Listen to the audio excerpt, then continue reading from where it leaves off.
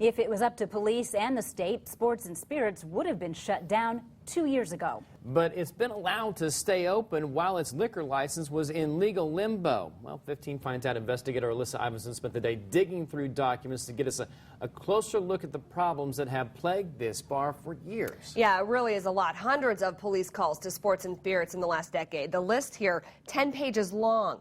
And when the state did not renew the liquor license, the owner appealed, and they were allowed to keep doing business while that legal battle played out in court. But after the bloody morning, he had a change of heart, and he's closing for good. We have attempted since August of 2014 to shed light on the problems associated with calls of service for law enforcement being involved. In the last 10 years, 436 calls to be exact, all to Sports and Spirits on East Wayne Street, a bar police call a nuisance to the city. Vandalism due to a gunshot, unwanted individuals.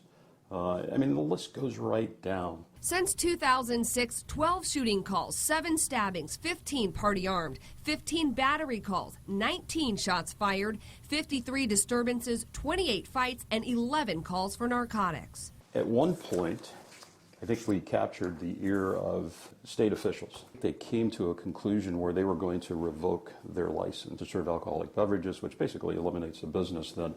But the owners, Burke and Craig Bauman, appealed that decision, saying they were closing earlier, watching the crowd, turning away customers, and that violent crime calls were dropping.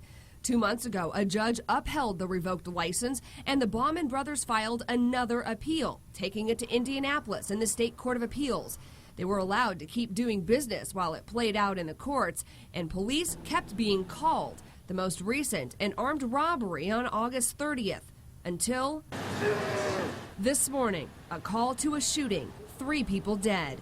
This morning, Bauman sent a letter to the state giving up his liquor license and sent 15 Finds Out a statement saying in part, quote, "We are saddened by the tragic events that occurred at Sports Spirits. Our hearts go out to the families of the victims. We do not plan to reopen the business. We appreciate the concern expressed by many of our loyal customers who have reached out to us."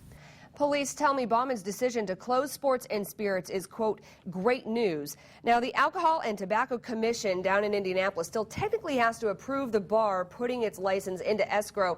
But given the fact that the commission already didn't want to renew it and denied a former appeal, it's really a formality at this point. All right. Thank you, Alyssa.